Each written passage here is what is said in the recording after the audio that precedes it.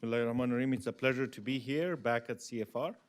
I thought I will begin with just giving a brief of where we are, particularly on peace and where we go from here, and what we think would be the right approach to take, and then answer any questions you might have. We discussed elections. I know there are a lot of questions on elections. We had some of that at Asia Society yesterday. I'm happy to answer any questions, but I think we'll begin with what we think is the way from here on the peace issue. And we think that while the negotiations is an important aspect of peace, it's not everything that we need. There is a three-pronged approach to peace that we think would be necessary if we want to see violence come to an end in Afghanistan and we see stability that would benefit you and us in our investment together. The first, of course, of this would be the negotiation strategy and the post-peace engagement on what we do after that.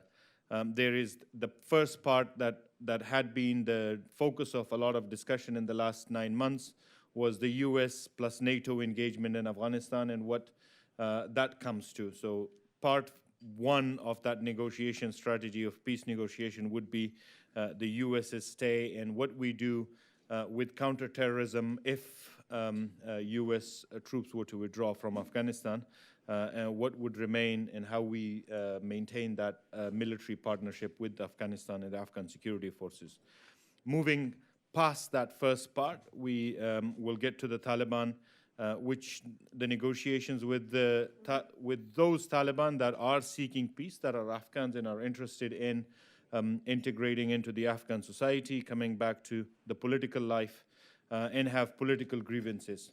With them, we will of course be talking about their prisoners, sanctions on their leaders, and their political inclusion in the Afghan government and societies.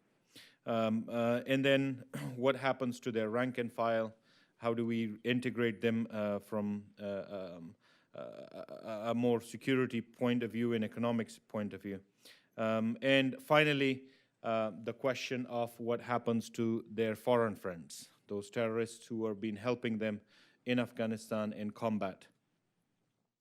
Point three in this would be Pakistan and the assurances that the Afghan society would need, and I would assume the US would also need from Pakistan in terms of non-interference and respecting that agreement, whatever agreement may be signed with the Taliban, between the Taliban and the Afghan government. And then we will also need to take into account and build the consensus in our neighborhood and with the Islamic countries on what peace means, and if there are other countries, in which there are, who have proxies and are doing their fighting in Afghanistan, on how do we move that away. And of course, their consensus on seeing peace in Afghanistan. The last would be seeing our current partners who have been partners with us in development for the last 20 years continue their partnership with a post-peace Afghanistan, and what kind of guarantees they can provide to peace, including to the Taliban for economic reintegration. A second leg of the three-pronged approach would be the national level. It is to strengthen our institution. One of the things that became very prominent in the last 9 months as the discussions between the US and Taliban were taking place in Doha is the Afghan public realized what it means to have a constitution and what the republic means for them. Before this, the constitution was just a piece of paper. Nobody really gave it a serious thought. It existed, we took it for granted.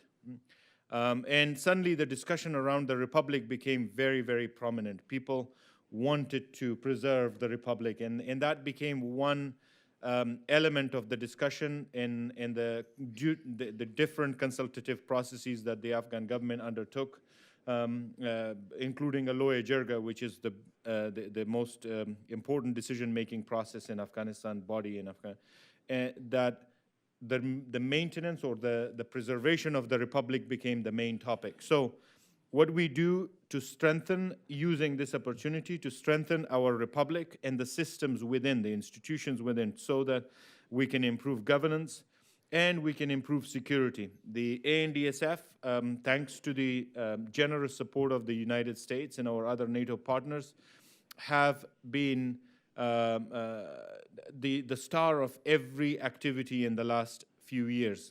We just undertook elections which were threatened by the Taliban. They literally declared war on elections. They said they will take down anybody that participates, and they will attack polling centers. And the ANDSF was able to preserve and protect almost all of Afghanistan and all polling centers. There were casualties, but they were the security forces that had casualties. No civilians were harmed. And that by itself was one of the biggest achievements. And I think we owe a huge thank you to you for helping us build the security force that can protect such a huge event. 70,000 of our security forces were active on that day. And the management of all of that was with the Afghans. In the past, this would have been not possible without the command and control of Resolute Support Commander. But in these elections, this was solely done by the Afghans and coordinated. There were several layers of coordinations established. So we can do, what we need to do is strengthen the ANDSF to be able to provide security to our people and improve the essential services. And of course, the political inclusion of all of Afghanistan. One of the biggest grievances we see is that not everybody is included, and those who do not have any other alternatives turn to Taliban at locality. And this is what brings me to the third part of our three-pronged approach to peace is to improve local grievances and address local grievances. We have identified all the districts that are either under a high or medium threat and looked at what has caused those insecurity or instability in that district. It's what was interesting to find was, first, there is some sort of economic activity going on in a district. Districts that had no economic relevance are safe. So they're either on the border with custom revenues coming in, or they had mining, some kind of a mine that could be exploited, or even in some places where agricultural growth is good and they use it for opium cultivation. So there is always some kind of an economic relevance to it. But part two of that is people there have had grievances built over the last 20 years, either ignored by the government, corruption, a lack of rule of law, disappointed with government services, or a grudge or with some of a local commander or someone that was considered pro-government who committed crimes and atrocities in those districts. So we're looking at each one of those districts and try to resolve whatever the issue is before we come to bundle it up with the Taliban negotiation. Then, even as the negotiations were ongoing, everybody agreed that it will not end the violence in our country. And if it doesn't end the violence in our country, to the Afghans, that's not peace. I mean, the reason we're willing to accommodate the Taliban into governance is because we want them to end the violence against our people. If they cannot deliver that, it's not that we're fans of their wonderful ideology and their regime, and that we nostalgia for the great regime that they had once. It's not. It is to end the violence, and if it was not going to end the violence, it will not be peace. In some of these districts, and the grievances that exist at the local level have nothing to do with the Taliban ideology. They are local, and we must address them separately.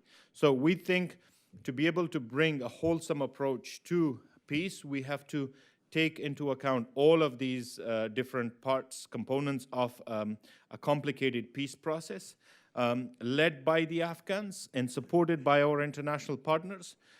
We can deliver the kind of stability that Afghanistan needs.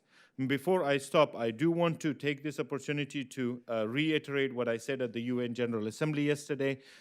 Afghanistan of today, 20 years after your support began and your help with our reconstruction from literally the rubbles, is a different place in a different country, including its people in human capacity. A country where, when you first came into, had no telephone communications. We had to go into our neighborhood to be able to make a phone call abroad. We had no electricity. We had no roads, no infrastructure. We also had no healthcare facilities and no governance and no facilities. Today, we enjoy all of those services, and if the electricity shuts for an hour, there are protests. That's the new Afghanistan, but it's also a country that has been living with freedoms and connectivity to the world, that is not willing to accept the kind of tyranny that we once did as an isolated country that had been at war for the previous 20 years. It is a different place. You have invested in our institutions. We were able to deliver the elections, and our security forces were able to do that because your investment, not just financial investment, but also your blood went into this. The country that has had the most amount of sacrifices after Afghans has been the United States, with over 2,400 Americans who have laid their lives for what we have today. We're thankful to that support, and we aim to preserve that. Our idea or belief in democracy is solid. We want to maintain what we have and build on those achievements to create a safer Afghanistan, a safer region, and a strong partnership for Afghanistan and the United States. Thank you. I'll take that.